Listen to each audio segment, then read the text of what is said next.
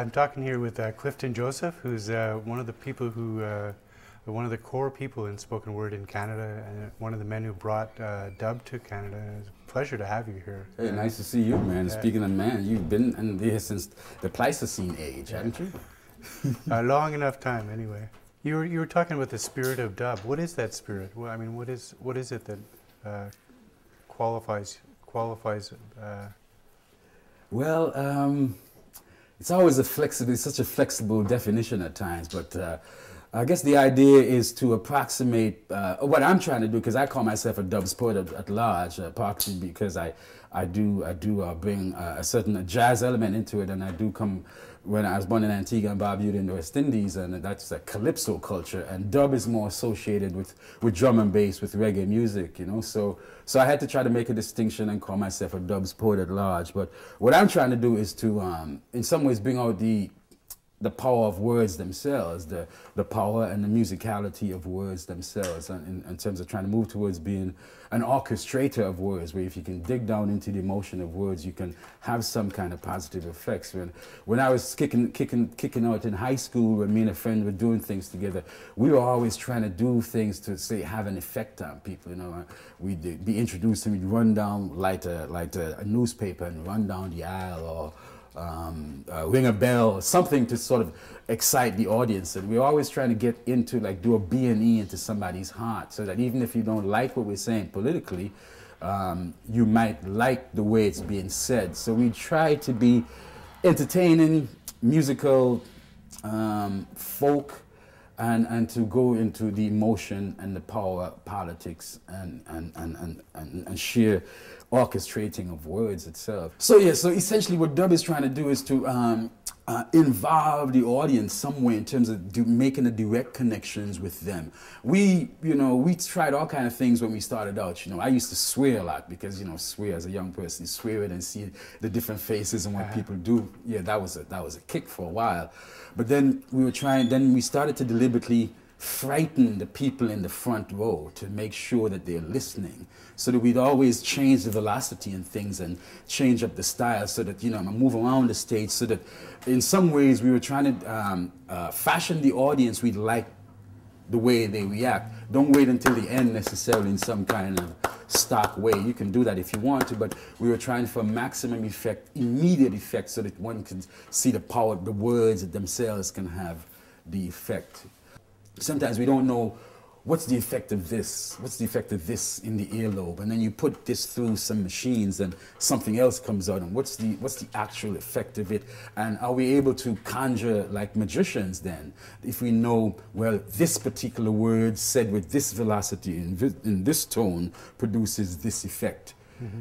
We'd be going places. It's a wonder you never hear, for instance, you never read a poetry review.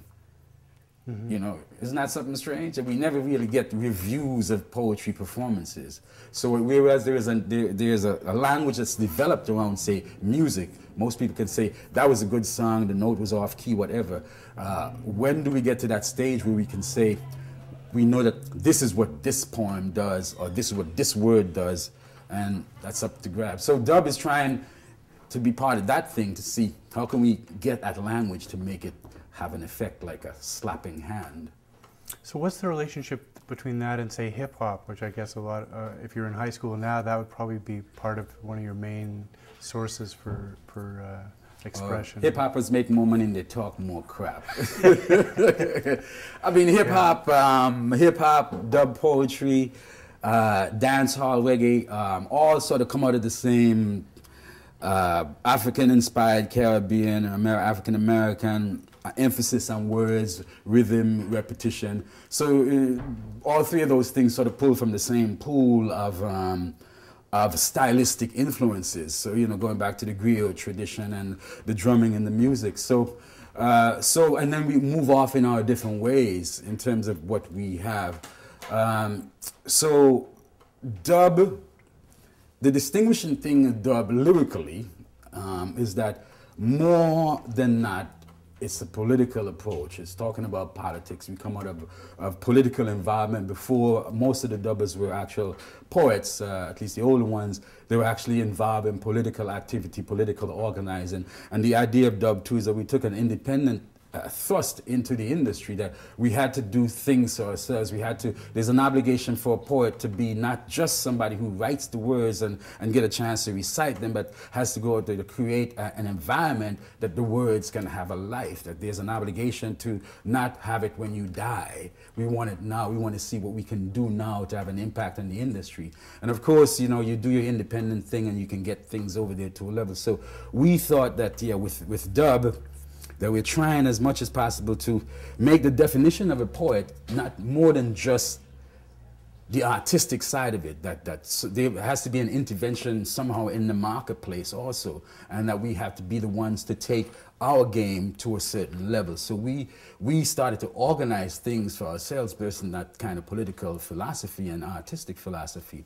And we're so, consequently, you don't see the kind of management structure that, say, hip-hop has, where there's a song that sounds like the last one, or it's within this kind of topic, or it's so and so and so. Most poets, no matter who you are, can't sell out. Nobody's buying, right?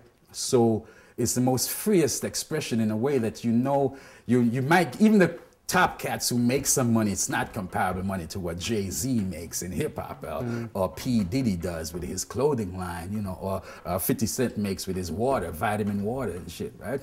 So, but we do have control over our minds, control over our topics, control over how we intervene, and control over laying down some kind of framework for this further investigation of the power of words themselves. I have noticed too that a lot of people in the dub community end up becoming speakers for their whole communities as well. That seems to be which part is a bit of a burden, because you don't want to say, when you become official speaker or semi-official speaker, it means that the straight jacket comes on, right? And you can't say what you want. Yeah, there's rules of order, there's rules of engagement, there's protocol. So I don't know if the dubbers you might be referring to would actually take that and run with it.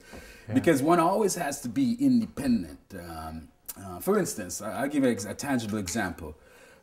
We went through some nasty racial police killings in Toronto. There was a time when it was a nasty game. Racist police cops from the Western Guard Party, you know, offshoots of the Ku Klux Klan and so on.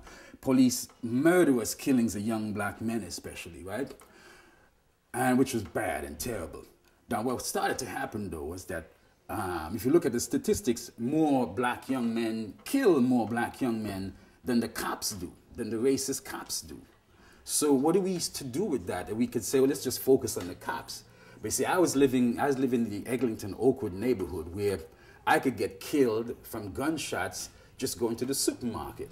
So I got two poems I wrote about that, Shots on Eglinton and Slow Mo, which deals with the kinds of things that I was pissed off at. That I don't care if you're in my neighborhood, man, shooting at another dude at 5 o'clock, and a pregnant woman coming out of Fisher's restaurants gets shot in the leg.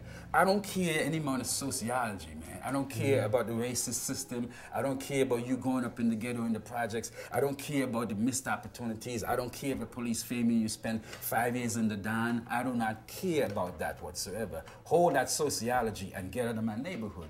Now, so some people, black people, have criticized me for so-called airing the dirty linen in public, because even those people in organizations were more content to just focus on the cops, right? Which is cool, and I do that too, because the cops are motherfuckers when it comes to that, right? But I also wanted to concentrate on the things internally that I could see would have a negative effect on me personally, and extension my community, so that if I was playing the official or semi-official Mr. Duha Grand Poobah, you know, Mr. Poet Representative, then you're stuck with whatever. Yeah, I'm the acknowledged legislator now. I want to be the unacknowledged legislator, which doesn't come with the responsibilities and the protocol necessarily. So that you have to always, as an artist, as a poet, have that right, independence, to do what you want and to speak to your truth as you see it. Yeah, that's excellent. Thank you very much for thank you, for man. your words. And I'll see you back in the Pleistocene age. Okay.